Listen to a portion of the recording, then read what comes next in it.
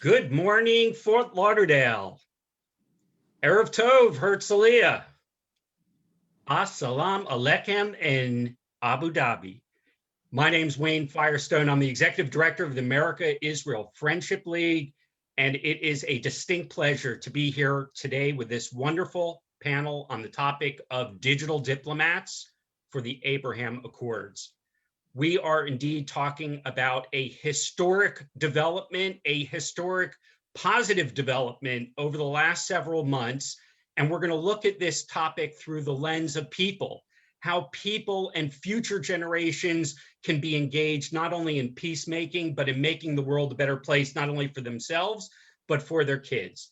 We have an audience from around the world. We love, even though we're starting an hour earlier, that everybody has been able to join us. So please send us your greetings in the chat. And if you're viewing on Facebook, we're keeping an eye on you there as well, and we'll give you as much love as possible. So send us your questions to the various panelists. We'll try to get to that as many as we can over the course of the hour. We're going to begin today with two great colleagues who are based in New York, who had the vision and idea to make this happen. They said, they were really busy in the fall explaining the Abraham Accords to all the policymakers and the press and to officials throughout really the United States. But when we took a look at it afterwards, we said, you know what, we need to look at this as a historic opportunity, not only for people who are sitting in offices today, but people who will be sitting offices in the future, people who this will affect in their schools, in their universities, and frankly, on their social media channels as well. So it's my great pleasure to begin with Consul General, His Excellency Abdallah Shaheen, joining us from, it looks like a New York office today, which gives us a great opportunity to see the world sort of reviving and coming back. I know this has been a challenging time for everyone, including our friends in the diplomatic corps. Ambassador Shaheen has been with the foreign ministry in the United Arab Emirates for over a decade. He studied in the United States earlier before that and got his Bachelor of Science from Embry-Riddle in Florida. So we know you know a lot about the American society. Tell us a little bit about the program that we have today and on behalf of the United Arab Emirates.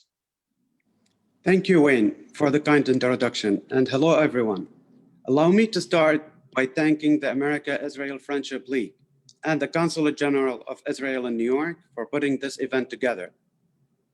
As you know, this past September, the UAE and Israel signed a historic Abrahamic Accord at the White House, announcing diplomatic relations between the UAE and Israel.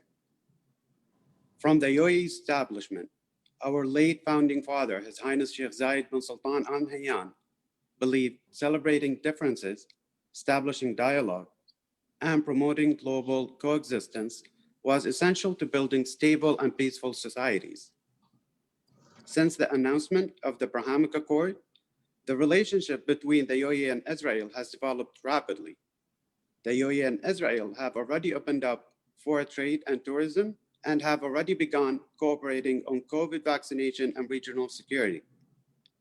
For example, this past week, Dubai announced that the trade with Israel exceeded $270 million in the past 5 months and will reach $4 billion annually in the coming years. These achievements are a testament to the Abrahamic Accords fulfilling their purposes and creating immediate and meaningful security, economic, and social benefits for the region. The UAE and Israel have also started to engage in several cultural initiatives to learn more about each other's history and traditions. As a Consul General, I have been honored to attend many events, including celebrating Hanukkah for the first time this year. For those who are just now learning about the UAE, I just want you to know that the UAE is a young country with young leaders and large population of ambitious young people. Today, the UAE is modern, dynamic, and diverse nation with residents from over 200 nationalities living side by side and calling the UAE home. In just 49 years, we proudly see how much we have achieved.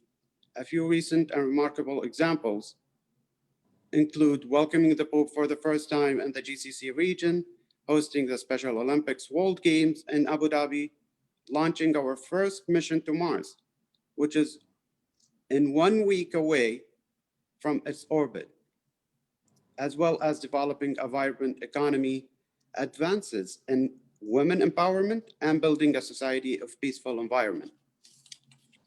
The UAE is a future-focused society, and we are excited to build a bright and a better future together with Israel and the region.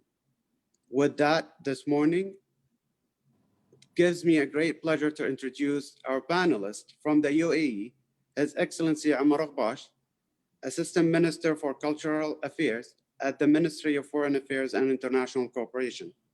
His Excellency Omar began his career with the UAE Ministry of Foreign Affairs as a diplomat at the UAE mission to the United Nations. The first time I met His Excellency Omar was when he was the UAE ambassador to Russia. One of his notable achievements includes his acclaimed book, Letters to a Young Muslim, a series of personal and insightful letters to his sons. I am humbled to have His Excellency Omar Akhbash joining us today. I'm also proud to introduce Omar Al-Breiki, an active and a passionate Emirati youth. Omar is a UAE youth delegate to the UN for the year 2018 and currently serves as the unit head of environment assessment at the Environment Agency of Abu Dhabi. I am excited that this event is focused on youth and digital diplomacy, and I'm looking forward to hearing their discussion on engaging the next generation in building bridges of cooperation. Thank you. Thanks so much. And now I want to present your colleague in nearby in Manhattan, our good friend, the Consul General from New York, Israel Nissan. Israel has the distinction of being a career diplomat with the Israel Foreign Ministry and has had former postings, and this is, I believe, his fourth posting. He's also been in Cairo, and it's a great pleasure to work with Israel on a number of these programs with the Ministry of Foreign Affairs. Israel, go ahead. Thank you very much, Wayne, and I want to thank you and all our friends in the America-Israel Friendship League for hosting this event and for the amazing work you're doing in actually strengthening the friendship and the special bond between Israel and the United States. So thank you for that. And it's also great to see, again, my friend Abdallah Shaheen, the Consul General of the UAE in New York. I want to thank him for, first of all, for his friendship, but also to thank him for the partnership and the project that we're running together, including this in organizing this event. I think Israel and the UAE are both young countries that have developed dynamic and thriving economies in just a few decades. Both are at the cutting edge of innovation and technology, and share the same entrepreneurial spirit. The Abraham Accords are a legal framework as an agreement for our relationship and our peace, but the real work is being done actually in building the relationship, especially in our global world today, is done by people, by peoples from both countries who are building and meaningful relationships in different sectors between our societies. They also interact directly. They don't need the governments to mediate between them, and they identify the added value and where is exactly the right way and where are the right fields and topics that should be discussed and should be promoted, and there should be collaborations on. In essence, the agreement has established a visionary future of peace and prosperity generations to come, when both Israel and the UAE have given priority to the well-being of their own citizens. And especially, it's related to this, to our discussion today, especially relevant to the future generations. On a personal note, and I hope that Abdallah agrees that I say that, I'm thinking today about our Hanukkah candlelighting event that we hosted both consulates earlier this year during Hanukkah, when Abdallah actually brought his daughter to the event.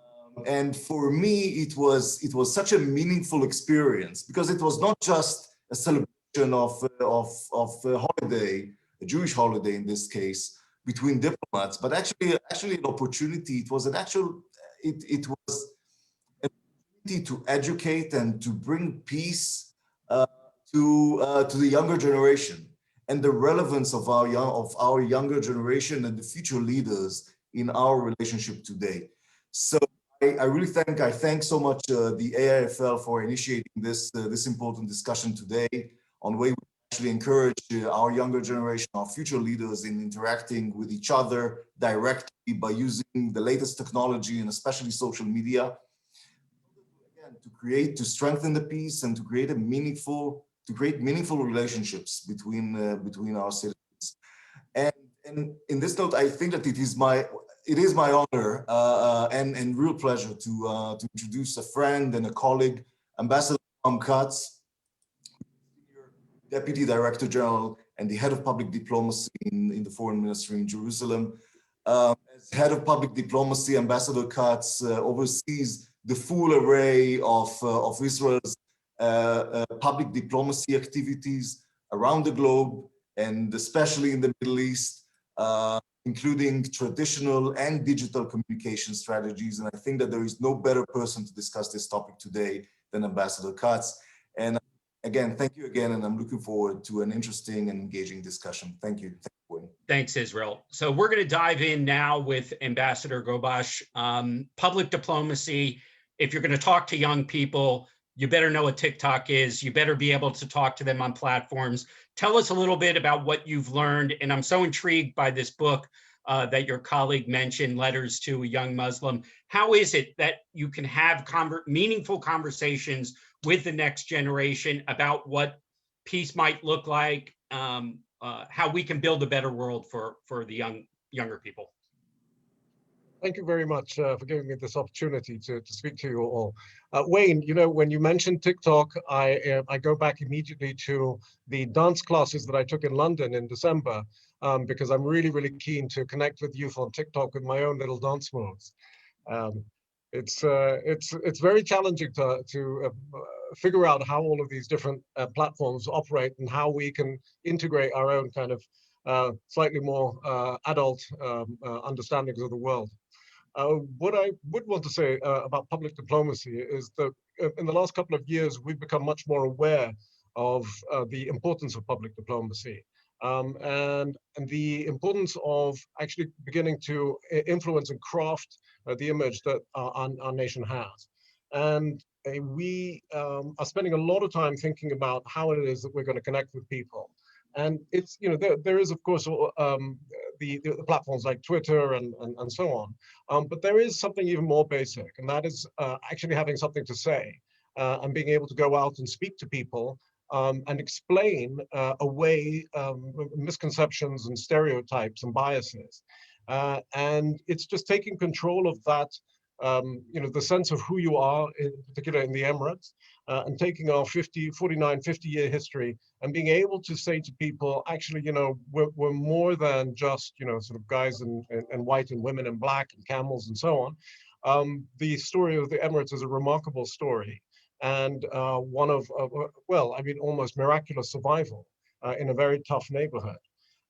So we also think of public diplomacy increasingly as a means for presenting our vision for the region. And the vision for the region is one of an example of what you can do in our part of the world. we don't need to be, in religious conflict. We don't need to be in ethnic conflict. We don't need to be fighting over resources. In fact, what we can be doing is developing economically. It's educating our young. It's sharing ideas with our neighbors, sharing experiences in, sort of state building and all the stuff that you find in administration and bureaucracy. It's trading and making sure that you can actually take advantage of trade lanes. And it's looking at the world maybe less as just as a regional issue, but looking at the world as a set of global problems that we should all be participating in solving. I think that's the kind of approach that the Emirates is increasingly taking. We recognize that we are connected globally through our hubs, through our airlines, through our logistics and transport systems. We also recognize that we're connected globally because of our, our computer and software systems, our legal system, and of course the financial system. So we have an interest in creating as much peace as we can in our region. And I think, the biggest step that we could have taken is the one we took with the Abraham Accords, to actually reach out and say, look, not speaking to each other for 70 years or 50 years in terms of the existence of the Emirates has really not led to much prosperity. And we think that it's by engaging with friends and enemies alike, through conversation, through dialogue, keeping the doors open, is going to be the way forward. And I'm sure I've taken more time than I've been allotted, so over to you. It's really helpful to hear that perspective, and it is a global perspective. While we are focused on the important relationship between the United States and Israel, we have people on this call who have already called in from Amsterdam, from Casablanca, from the Gulf, from the Gulf of Florida and the Gulf in the Middle East. So we do know that this, if we get this right and we approach public diplomacy in a way that actually engages the next generation, not just pushes them off, we have new opportunities. So let me now go to Ambassador Katz. We already have someone who's written in from Tel Aviv, Ambassador Katz, about visiting the Emirates for the Special Olympics. We know that there is a tremendous response, a warmth even, I would say, of Israelis who just got on planes and wanted to visit. And we know you've already received visitors. Tell us about what this moment looks like as a diplomatic moment for Israel. First, I would say that for me, it was extremely exciting to be part of the development that brought our two countries together. It's an historic moment. And as a diplomat, it's something that you yearn to be part of as a peak of career. And it happened to us. My first visit to Dubai and to the Emirates was before the establishment of relations.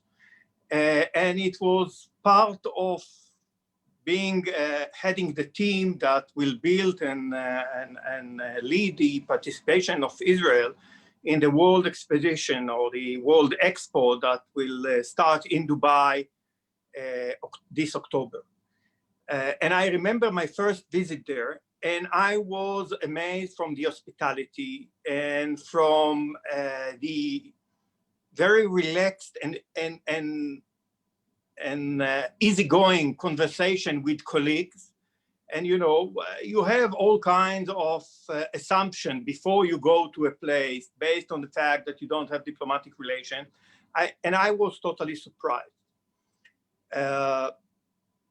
The opportunity of being part of that, it's something great to me. And I think that there is a lot of enthusiasm in Israel and outside of Israel, in other places in the region, and of course in the Emirate itself.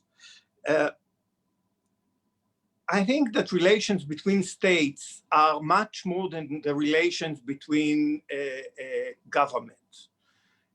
In order to have strong relations between nations and states, you need that all walk of society, all layers of society will be part of the relations. You want civil society to engage with civil society. You want business community to engage with business community, but you want them also to interact with one another. You want business community to interact with civil society and civil society with government. And the more interactions you have, the stronger the relations are. And I think that our major responsibility at this time is to build the roads and the necessary infrastructure that such relations will be natural and smooth and will run by itself. Government has to initiate sometimes, government has to bring things together and groups together and to create the opportunities and to support them when they are happening. That's the role of public diplomacy. And public diplomacy is complementing diplomacy in that regard because it's living in the public sphere.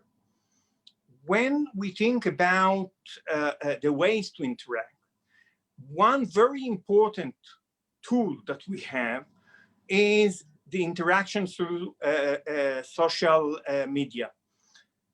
In 2006, 2007, we in the Ministry of Foreign Affairs realized that social media is a new dimension of life.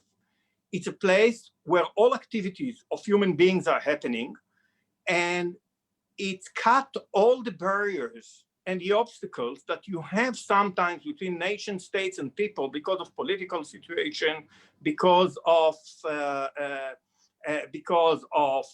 legal constraints and other things like that.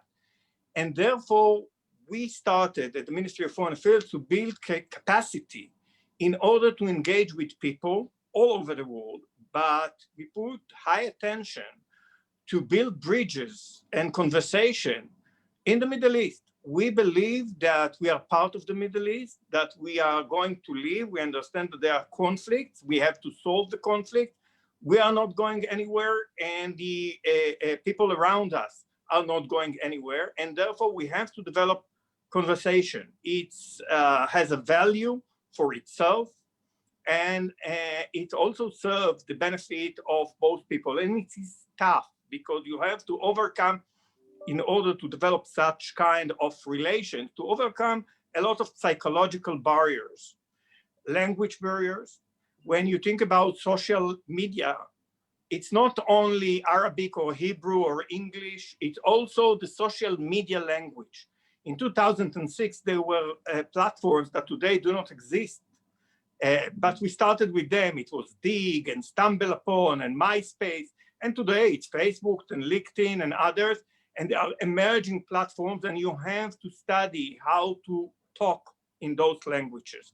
And in order to talk in those languages, you have to be relevant. You have to develop conversation. It's not I'm telling you. You have to create engagement, and you have to bring a lot of groups and people and elements into that conversation. And sometimes it's tough conversation. You have to keep it alive, and it means that you have to use all kinds of tools that are needed. And when you think about young people that are using and fluent in those languages, you know, I'm old, but people are young and fluent in those languages, you need to engage with them in the way that they engage. It means that you have to use a lot of videos, and you have to adapt to the contents and topics that are of interest to them. Sure. And you have to adapt to new culture. Let's say gaming is very important today. So you have to create gaming opportunities that bring people together. I would say, and I would end here, and I would say that the numbers are talking for themselves. The Ministry of Foreign Affairs has a network of 800 channels. We have 12 channels that are open to, official channels that are open to the, open in Arabic and discuss with different groups and cultures and nations in the Middle East. And we are about to open a new 4 channels like this. And we have about 100 million exposure monthly with very encouraging and very engaging conversations. through them. I'll stop here, and later on Great. I'll. So, Dr. Atrakchi, this feels like an educational moment when Ambassador Katz talks about the need for us to think beyond just government to government. You're the Secretary General for the Israel Commission at UNESCO, so you've seen different kinds of cultural and educational cooperation on the global stage, but you also have a PhD in Middle East Studies from Bar-Ilan University. Tell us about this very moment that you see the region opening up. We're opening up our homes to one another. We're opening up our holiday traditions to one another. Our universities are looking for different ways to collaborate. What do you see this moment as an educator providing new opportunities for? Well, first of all, I would like to thank you all for participating here in the American Israeli Friendship League for organizing it, and to thank our friends, new friends from the UAE for participating here with us. It's very important for us, and I think that we all noticed the excitement of people in Israel, in the Emirates, and all over the world after signing the Abraham Accords, and the fact that everyone was very positive about it and was willing to do a lot of things in order to communicate and to create new waves of communication between people in both countries. I think it was very clear that it was official, it was open, it was on daylight, and it was all over the social networks, with the thing that is really, I call it the real world of the new days, because when you are on social networks and you see what happens there, you can see that things are really evolving very quickly. The connection or cooperation between the states is one thing, but the other thing is the connection between people. In order to create those connections in the best way possible, we have to invest in the present and in the future. And we have to give it a very large scope and to be able to open all the doors to the young generation to enter through. And one of the stories that, or one of the visits, the very interesting visit that happened a couple of months ago, was a visit of a young group of men and women from the Emirates in Israel. They came here for about a week, I think. They traveled all over the country. They met a lot of young people from Israel. And it was very exciting to see them coming to Israel. Not only Israelis going to the Emirates in thousands in the past couple of months, but really to see the connection they were building with Israeli youth. It was interesting and very, very moving. So if we want to invest, as I said, in connections in the future, in the present and the future, for me, in my eyes, the most important thing is to invest in education. I'm representing here two ministries, actually, the Ministry of Education and the Ministry of Higher Education and Youth. And whenever you look at it, for every point of view you're looking at this issue, I think that you see that in order to bring young people, youth, children to the knowledge, to what we need to know about each other, you have to give them two things, actually. You have to give them the information, and you have to lead them to bring in their own conclusions and their own perceptions about what we want to do. If we want to, as adults, to lead them and to guide them in the right way, we have to give them all the opportunities to explore other cultures, and the nearest cultures are the most easy to bring them to.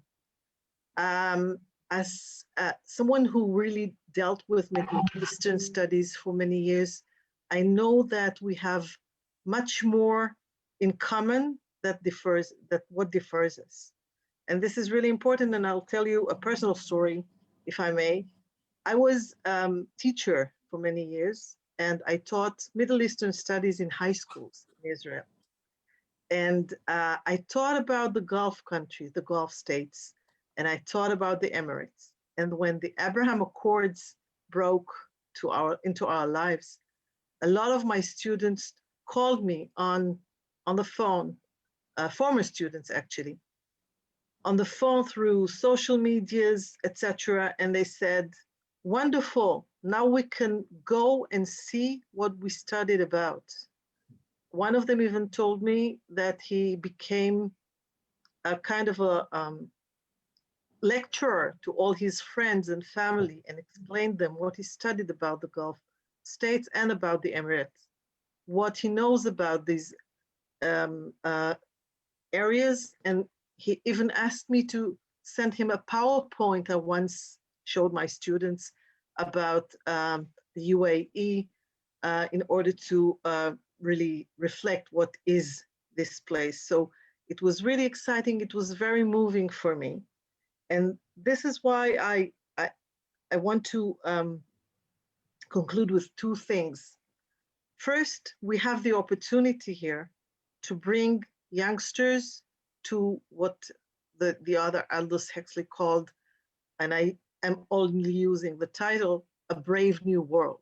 We are building here a new world, which is very brave and it's very exciting. And the way to do it, and this is the second thing that I want to conclude with, is to personalize these relations. We need to be able to cooperate, to coordinate things for the young people, and to bring to the table many collaborations which ministries have started to do. So thank you. I'll stop here.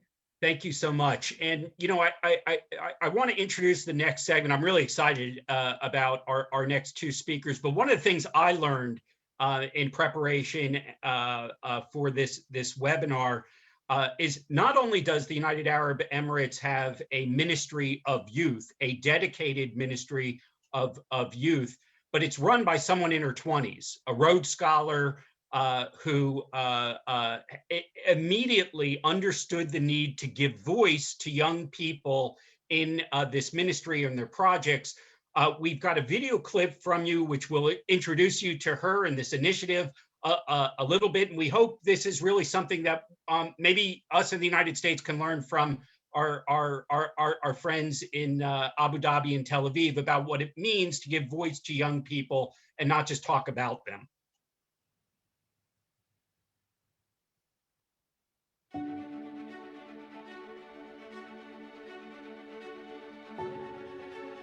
Is the UAE stands for diversity and inclusion. We aim to be a nation that also creates an environment characterized by respect, by forgiveness, by peaceful coexistence, by tolerance for all humanity, and an unprecedented developmental experience that leads to the prosperity of this region. Is to create the opportunity for people to meet each other. And sometimes, there's a sense of despondency of, will we ever be able to find each other? But I think the doors have been opened.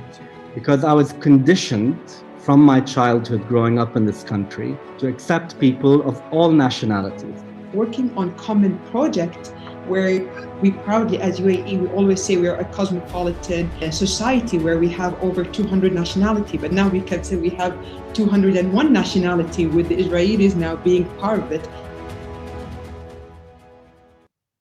So, Omar, tell us a little bit about, I mean, you actually represented Abu Dhabi in 2018 at the United Nations as a youth ambassador. You're old enough to have a beard, but you certainly have, from our prior discussions, a real understanding about your colleagues. Tell us a little about what kind of reaction from when it was announced that there would be peace with Israel? How did people react, and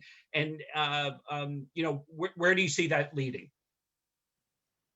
Thank you, Wayne, and thank you to the AIFL for having me today. It's a pleasure and an honor to be here today with such distinguished panelists from both Israel and the UAE, and being able to represent the voice of the UAE youth. Today, our topic, basically the digital diplomats for the Abraham Accords, engaging the next generations, is such an important topic. Honestly, it gives us the opportunity to discuss how, first of all, digitalization played a role in both diplomacy and specifically in this historic accord. It gave us the opportunities that it created, especially us for the youth, to communicate and build bridges, and the important role it will play for a more peaceful and prosperous future for Israel, the UAE, and the region as a whole.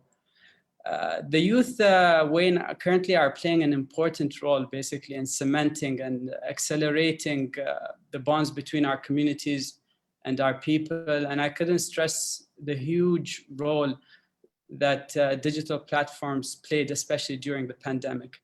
It eased conversations and collaborations.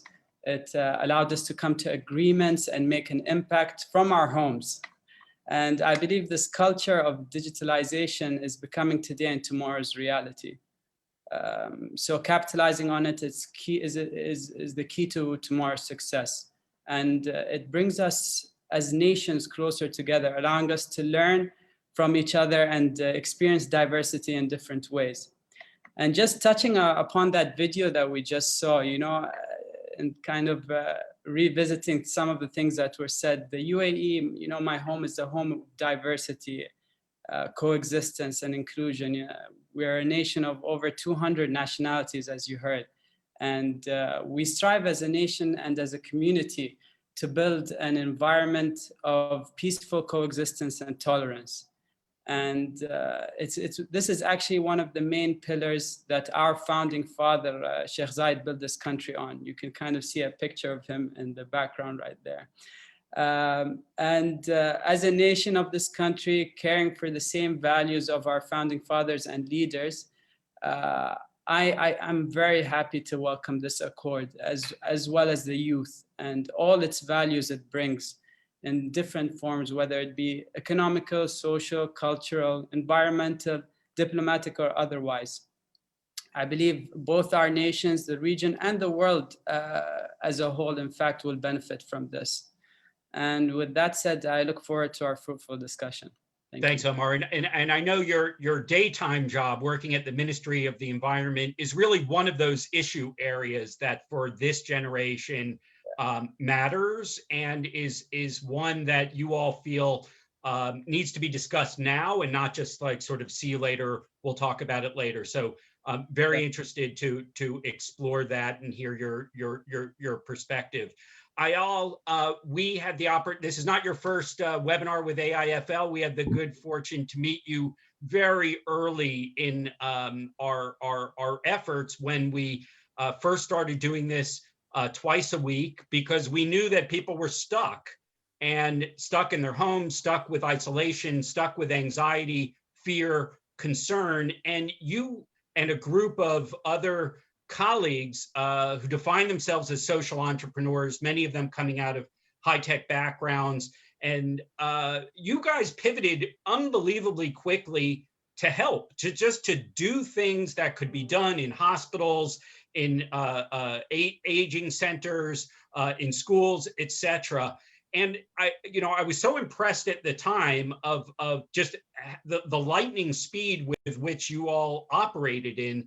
And it feels like the Abraham Accords have also sort of been this lightning speed that we've been seeing people going. And I know you and Omar actually met in person already in the Gulf. So tell us how this has progressed, on such a fast track.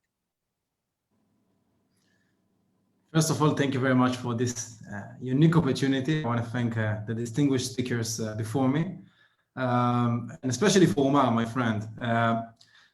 In the last few months, I don't have the time to sleep, I will tell you the truth. We are running day to night to build these relations, and we understand the importance of it. I want to say very clear what we believe is our mission. I think there is three main pillars in cementing the peace. And my friends, the ambassadors here, maybe will approve it. The first part would be the diplomatic part that opened the door for the discussion, the leaders of the UAE and Israel that started the official discussions. The second part is the business that was a major part and will still be a major part of it. But I believe that the differences between warm peace. And cold peace would be how much public we have here in this connection. If I can take my WhatsApp and call Umar and send him a video or speak with him, come to visit him, with his family, enjoy a nice dinner together. And this is exactly what we are doing here. I was glad, and I'm still glad to do on a daily basis and building this relation and cementing it by a project we call Leaders of Tomorrow. Because we believe that the leaders that opened the discussion gave us an opportunity to create a better future. And this better future would be based if me and Umar and our friends together that working day and night to create it will have the project that will bring more people to be as part of it, but especially will build a bridge for the better foundation for trust and understanding. And I believe that especially in the region, in the area of the Gulf and Middle East, we saw a lot of darkness, but here we have an opportunity to have the best solution for darkness, and that's light. And I believe that this is exactly what's happening here. Last week we had the historical moment. We had an event for the Holocaust Memorial Day, and I saw the faces of the people that was part of it. We also had the ambassador of Israel to the United Arab Emirates, but including members of the group, young people from around the region. And I saw the faces, I saw the hope on the faces. That was the most important thing of it. And I'm glad to be part of it. And I think the most important lesson that I learned from my friends in the UAE is to have respect for your friends, and especially have respect for people that are different from you. And I was visiting in the UAE, and I got that feeling for any places I went, in each one of the meetings. And I want to thank for them for teaching us this important lesson. And I just want to thank for my friends in the UAE that joined us for this important journey. And again, for the AFL members for listening here and viewing this event tonight. Great, thanks so much, Ayal. Ambassador Gobash, I want to go back to you for a second. Why has this happened so quickly? And are there things that we can actually learn from the younger generations to actually move the people-to-people part of the interaction in ways that frankly governments don't do well, or it's probably not best for them? Is there a clear passing of the baton here for them to be able to just take it and run and do things in your Ministry of Youth that perhaps other ministries would never even think about? Well, I have to admit, watching that video, I was a bit surprised. I didn't realize that our Ministry of Youth had already taken all of these steps.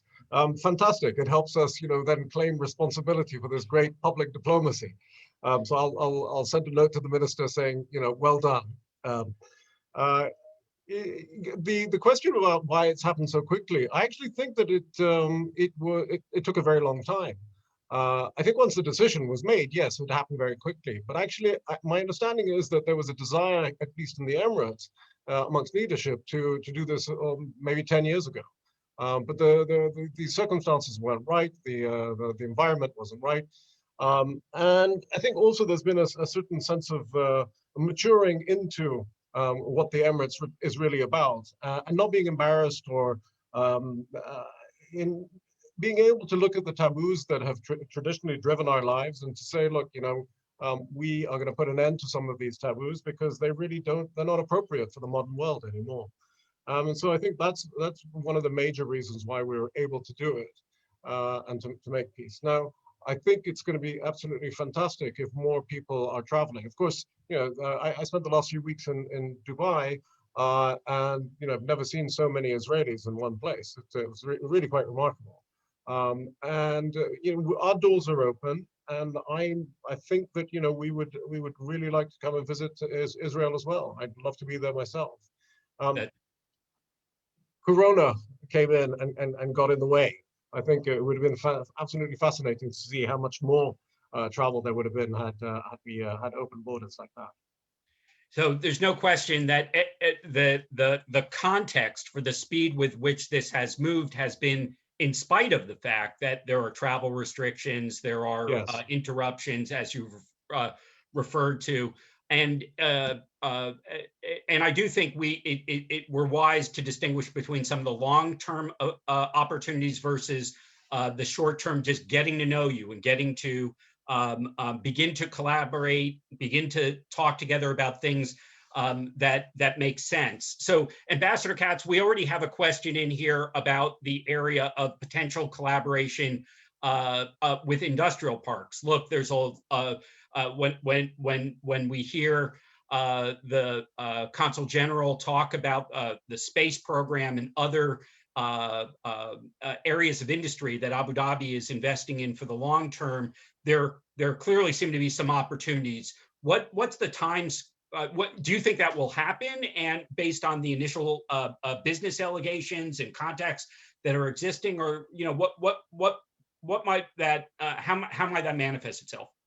I think that our both societies are very similar in their entrepreneurial zeal and in their ambition to look beyond the horizon and find and to innovate. It's something that is unique to our both societies, and therefore I think that the conversation between people, business sector, technology sectors, is smooth and natural. We've seen that right from the beginning. By the way, the beginning was before the establishment of diplomatic relations. There was a good deal of knowing one another in both societies when it comes to the business sectors and to the economic sectors. When we established the relation, the first thing that we did, we create the infrastructure that it will be easier for both sides. We established transportation contacts, and we established visa waivers that allow us to travel fast. And we establish accords that deals with finance. So we create the infrastructure, the roads, the autostrads that will allow relations to grow.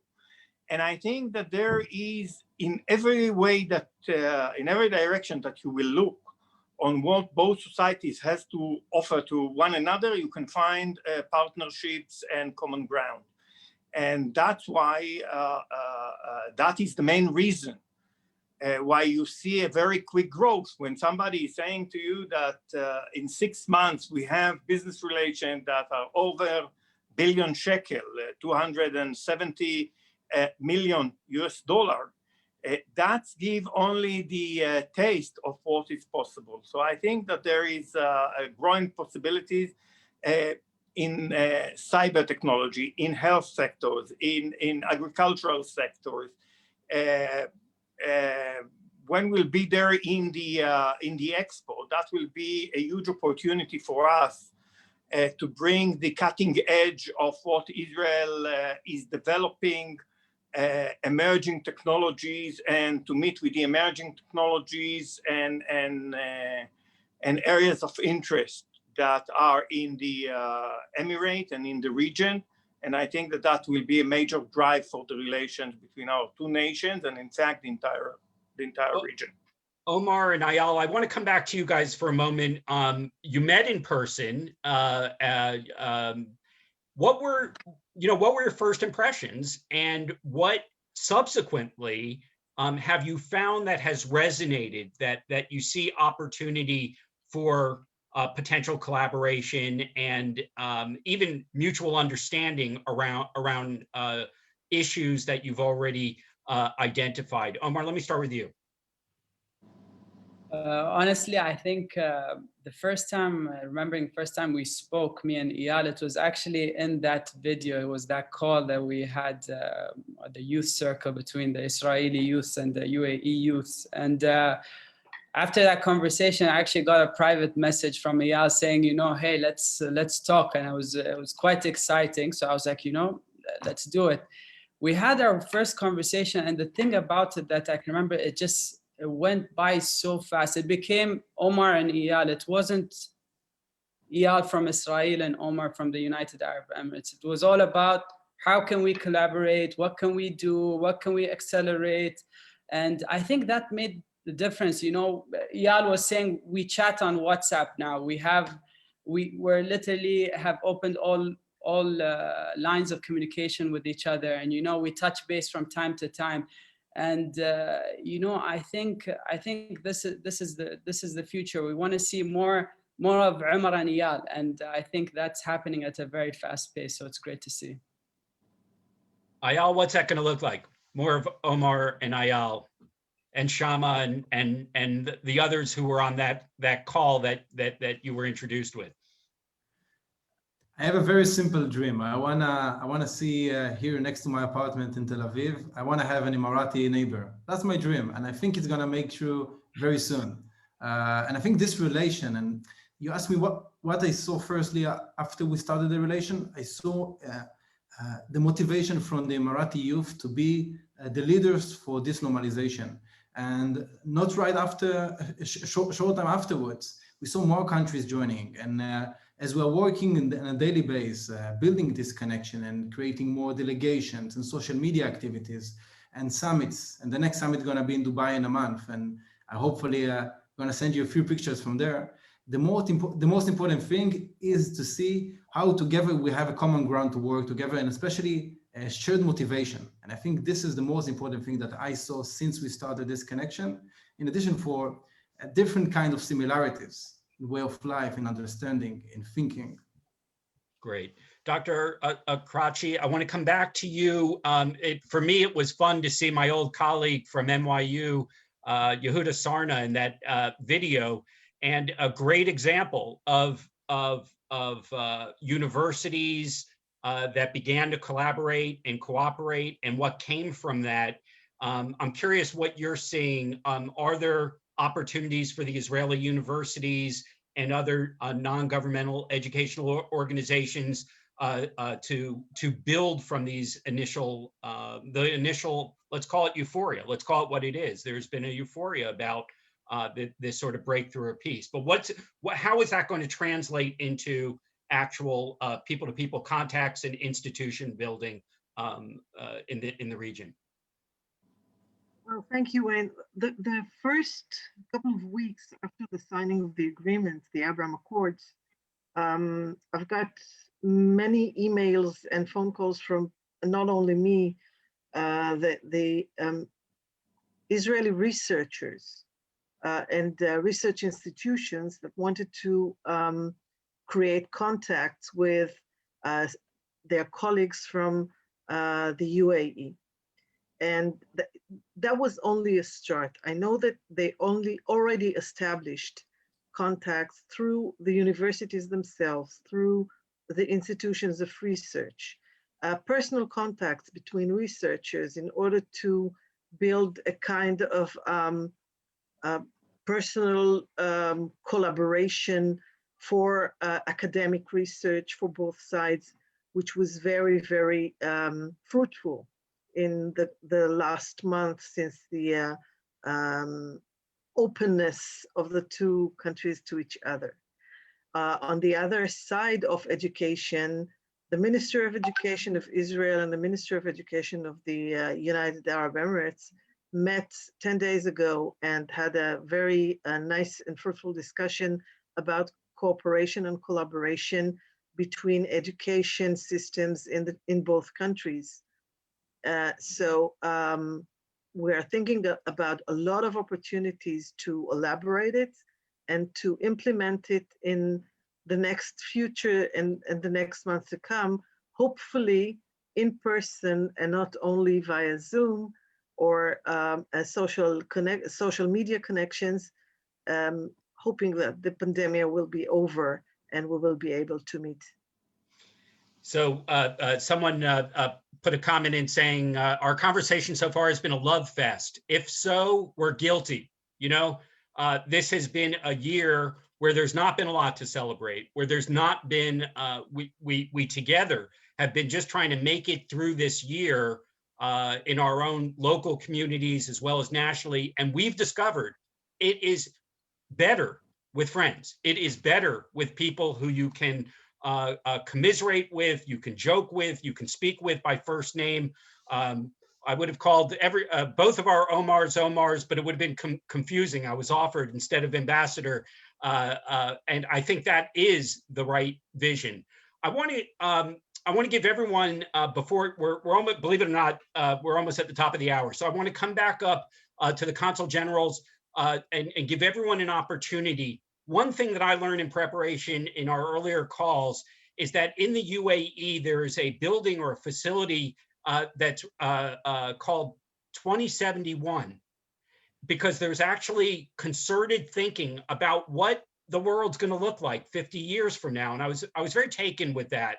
And so I want to close giving each of the panelists an opportunity in a sentence or two to just describe, if we're successful, if we're in this love fest now, what's the possibility of success in 2071? What will be the legacy of the Abraham Accords if we're successful and we take from the Ratzon, the goodwill that we built already now into the future? So I'm going to start with you, Consul General in New York.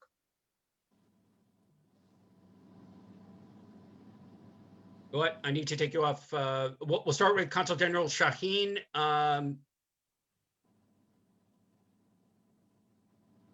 But I think you're on mute. There we go. Hi, Wayne. Thank you so much. I would like to actually thank everyone for joining us today for this fruitful conversation and discussion.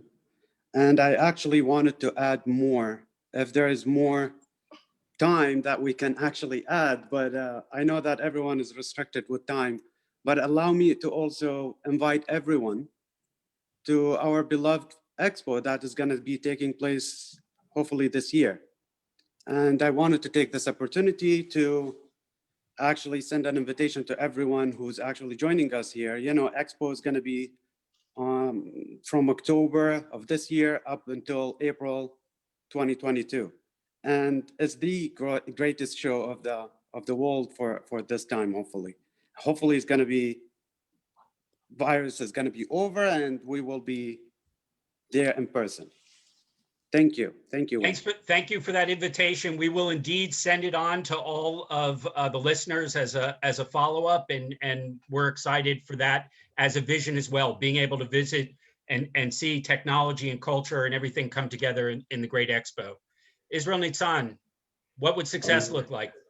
I'll be very brief. I don't, well, first of all, success would be peace in our region. And I think that you mentioned 2071. You know, the vision of 2071 starts today, 2021, and it is our responsibility. I think that what comes out of this very, very interesting conversation is that the responsibility is ours, and we need to work today in order to build the future in 2071. And again, thank you so much for initiating this very important conversation. Thank you. Ambassador Gabash. Yeah, I hope you don't mind if I see this in a humorous light. In 2071, I shall be 100 years old. So I predict that I will be alive sitting beside Ambassador Noam on the beach in Tel Aviv, chatting about all the great successes that we managed to pull off together. That is a wonderful vision. Thank you. Ambassador Katz, how does that sound to you? Or you... It sounds great. It means that medicine will do miracles. And it sounds great because it means, and that's my hope, is that our peace will set an example, a precedent that will lead to peace in the entire region. And I hope that Ambassador Gabash will come to Israel driving his car via all the other states in the region. That we will have open borders, and that people will learn how to enjoy the life together, dealing with our future challenges, because in 2071 probably we'll have new challenges that we cannot even imagine today. Great. Dalit, what could the legacy be of the Abraham Accords 50 years out? Well, I'm not sure I'll be alive to see it, but I hope that the vision will be a bunch of 15-year-old kids traveling by train from Tel Aviv to Abu Dhabi to meet their colleagues, and with no need of passports. This is really something that I am, in my vision, see the next generation and the next generation doing, and I hope it will happen. And thank you again, everyone, for this wonderful opportunity. I love that. Omar, any work going on now in the environment ministry that might get us a fast train between Abu Dhabi and Tel Aviv? I think we'll be in hovering aircrafts by then. But yeah, you know, if I had to comment on what to expect, hopefully before 2071, is that where the UAE and Israel become an example of coexistence globally. That would be the dream, where we move from what we were to the example to follow. So yeah. Beautiful. Thanks very much. Ayal, final word? Thank you very much. Very briefly, I believe that there is a journey that we are starting today, and the key for that journey would be the foundation that we see here, the trust and the connection and the friendship. And I think maybe it looks differently in people looking for something that would be a kind of a reason that's happening. But I believe that the reason that that's happening is the reason that we are looking for trust, for friendship, and for collaboration. I just want to see it growing and more countries joining, and I believe that will come very soon. Thank you very much. That is indeed a great vision. The final word I'll share from my learning in preparation for this is a ministry that exists, and I know this is not the actual translation in Arabic, but there's Omar described to me a ministry of the not impossible. And as soon as I heard that, it explained to me why the Israelis and the Emiratis have such great potential, and certainly the Americans, to embrace a vision forward that perhaps felt impossible before, but now seems like it's not impossible. And we're actually doing concrete things to realize that. For those of you that watch our series, you know that we are entrepreneurs and we like to look at the possibilities that exist in the world today. For those of you that are joining us for the first time, next week on our next episode that we have on Sunday, we're going to be looking at a group of people who, Muslim, Christian, and Jew together, who climb Mount Kilimanjaro with various disabilities or abilities and made it to the summit in Tanzania to Mount Kilimanjaro. It's a remarkable metaphor as well as an actual accomplishment. We'll be exploring it. Everyone, thanks for joining us today and thinking about what used to be impossible, but is now very much possible. Thanks to all our panelists and the Consul Generals in New York for organizing this with us, with the American Friendship League. Everyone have a healthy and safe week, and shovel as much snow as possible, but watch your backs. Thank you very much. Thank Thank you to the American Israeli Friendship League. Thank you. Thank you all. Thank you.